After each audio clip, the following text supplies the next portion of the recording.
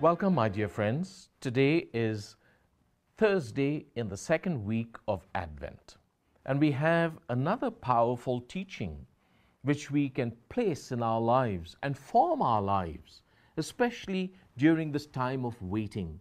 When we look behind and see Jesus' first coming, he was born in Bethlehem, he grew up in Palestine, he died and he rose again, and he told us, "I'm coming back again." When is he coming? We do not know. It's 2,000 years now since we had that promise promised to us. But now, every day is a day of waiting for the coming of Jesus again. So while we are waiting, while we are looking ahead, we also look back and see how the Messiah came, how he walked among his people, how he lived among his people. And we now want to know, what is he doing for us today? Is he alive here among us today? He is. How do I know that? When we look at the readings, the Word of God today from Prophet Isaiah chapter 41 verses 13 to 20, this is what the prophet is telling us. He says, "Your Redeemer is the Holy One of Israel." Your Redeemer. Wow. One who is going to take our place and set us free and give us the gift of everlasting life. Your Redeemer is the Holy One of Israel. And the prophet goes on and says, "I, the God of Israel, will not forsake you." What a wonderful promise. What a great promise. Don't we want to hear that from God himself, who's become one with us in Jesus Christ? And this is what God says. When you and I receive Jesus Christ into our lives, he says, "I, the God of Israel, will not forsake them.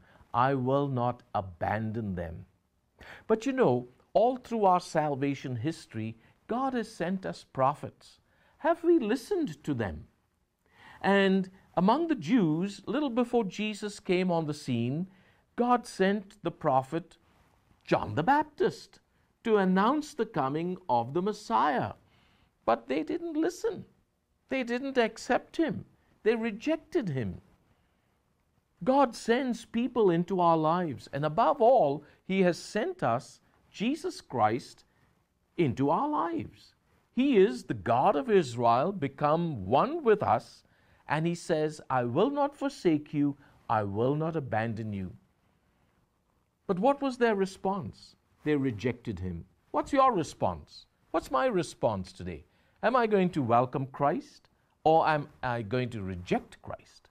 Just like the people of Jesus' time rejected John the Baptist, whom God had sent to prepare the way. They rejected him. They rejected Jesus, and they crucified him. How about you and I? Let us make up our mind. Let us make a decision that you and I will accept Jesus today. While we are waiting for his second coming, he comes to us every day. Am I prepared to accept him? When you and I accept Jesus, he will never forsake us. He will never abandon us. He is there for each one of us. Let this be our preparation for the second week of Advent. Today is Thursday in the second week of Advent. Let us prepare for Jesus' coming. This is the characteristic of the Messiah. He is going to be with us.